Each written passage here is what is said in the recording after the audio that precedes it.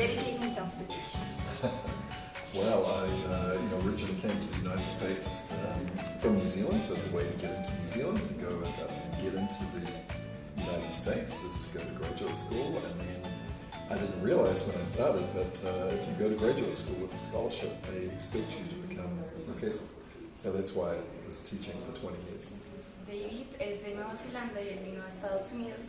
Cuando vino a Estados Unidos estudió su undergraduate program y le dieron una beca. Entonces desde que tú tienes una beca, lo que se espera de ti es que te conviertas en un profesor. If they do not add an extra experience, these types of company are completely dead. This expression was expressed in 2018. Has something changed in the face of the global health crisis with COVID-19? I mean, I think what the global health crisis has shown is really two things. One is just tremendous interchangeability between spaces, so sort of work and home. So now the home is becoming a place where we're working, the home is becoming a place is also a gym, the home is becoming a place where we're teaching, so a complete rethinking of what physical space means and what work means. And then I think the second thing that's really interesting is just the incredible uptick globally in the amount of product that's sold through e-commerce. So McKinsey study said, I think in 2020, 2021, about 1 decade or 10 years of e-commerce growth happened in about 6 to 8 months. Lo que hizo fue que intercambió todos los espacios físicos. Ahora tu casa se convierte en tu gimnasio, se convierte en tu espacio de trabajo.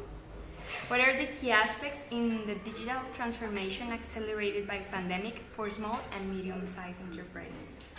Boy, I think for small and medium size, there's really 3 things that those companies had to do. So one is to just really improve their ability to communicate digitally with customers, so their ability to have digital interaction because physical interaction might have gone away. Number 2, to embrace a lot of the new infrastructure, so it could be payments, logistics, delivery that they hadn't done before. And then number 3, I think more creative ways to end up in somebody's home. So if I'm a chef with a restaurant, nobody's coming to my restaurant, can I have Taco Tuesday and make boxes of tacos and ship them to your house? So thinking about the home rather than the business as the place where the business transactions happen. Los cambios que se dieron en cuanto a pequeñas y medianas empresas fueron 3. En primer lugar, se mejoró la habilidad de comunicación con los clientes a través de medios tecnológicos. En segundo lugar, se creó toda una nueva infraestructura en temas de pagos y logística. Y por último, se llegaron a formas mucho más creativas de llegar a la casa de los clientes. Si quieres estar en un Taco Tuesday, ya no tienes que ir directamente al establecimiento, sino que ahora ellos crean toda una caja para que tú experimentes lo mismo que tendrías durante tu estancia en el local. Por lo que ahora el principal punto es que se piensa mucho más en la casa y en cómo el cliente toma el producto más que en el negocio. So, what would a competitive professional look like with accelerated changes in the short and long term? So I think in the short term it's really doing those basic things like having a really good digital game, whether it's using social media like Instagram, TikTok, Google search, having a really first-rate game in digital. Number 2, embracing all of the new technologies that allow you to interact with customers more efficiently around payment and delivery and so on. So that's the short term. In the long term, I think it's much more about building a brand that really lasts and really resonates, that customers are excited about, and establishing those kind of long-term relationships that lead to customer value. Ganancia que se dio es la ganancia en temas digitales, el uso de redes sociales como lo es TikTok o Facebook, y tomar estas nuevas tecnologías para interactuar de una manera mucho más eficiente y efectiva con los clientes. Y a largo plazo lo que más se espera es una creación de una marca que realmente importa, donde se vea la principal relación a largo plazo y que el punto más importante sea generar valor para el consumidor. Now, most young people want to be YouTubers, influencers, gamers, or video game experts, among other areas of digital. So what would be the advice for the new generations? So I think it's a very appealing thing to think about, building your own audience and commercializing and monetizing what your skill is. If your skill is creating funny content, if your skill is recommending great product, if your skill is educating people around things. So whatever that skill is that you have, leaning into it and building an audience, I think that's great. That's a really awesome thing to do. The one thing I would encourage people who follow that not to do, though, is to get too caught up into the social dynamic. Am I popular? Am I going to be famous? Will I be rich? You know, all of those things, I think, become a distraction and become sort of a burden and a lot of pressure for younger people in the Gen Z and the Alpha age group. Okay. El principal consejo que daría David es que ahora con las nuevas tecnologías tú puedes crear tu propia audiencia y monetizar tus habilidades, ya sea que tu habilidad sea crear buen contenido, educar o simplemente recomendar productos. Y lo más importante es que puedas monetizar esto sin importar la habilidad que tengas, y es una de las principales ventajas que se tiene. No obstante, también da un consejo que no se debería hacer, y es no encerrarse tanto en las redes sociales, no pensar si eres popular, si vas a ser famoso, porque esto al final se vuelve una distracción e incluso puede ser una carga que te puede generar mucha ansiedad. How do you imagine the digital transformation in Latin American countries that do not have financial support of nations such as the United States, Russia, and China? So I think what's really important in countries in Latin America, and Colombia in particular, I think is two things that can be done.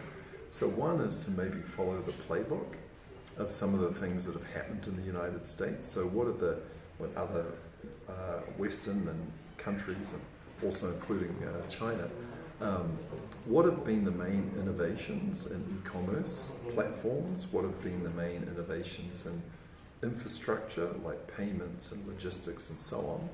And can those things be copied into the local environment, adapted for the local environment?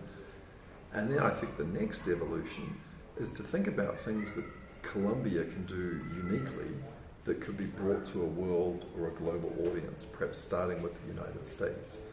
So one of the examples I gave this morning, my own country, New Zealand, is very small, smaller than Colombia.